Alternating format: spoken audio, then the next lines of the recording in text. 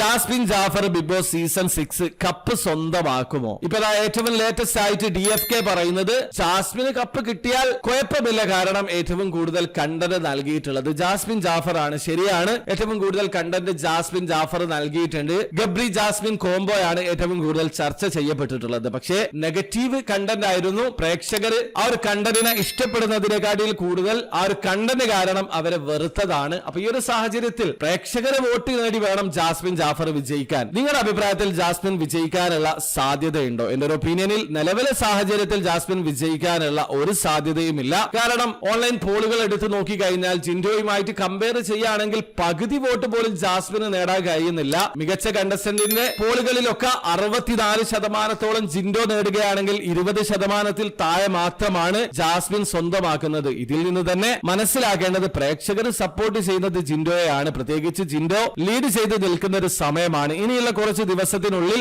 ഏതൊക്കെ രീതിയിൽ ജാസ്മിനെ ബൂസ്റ്റ് ചെയ്യാൻ ശ്രമിച്ചാലും ബിഗ് ബോസിന്റെ ഒരു ട്രെൻഡ് നോക്കുകയാണെങ്കിൽ ജിൻഡോ തന്നെ വിജയിക്കാനാണ് സാധ്യത.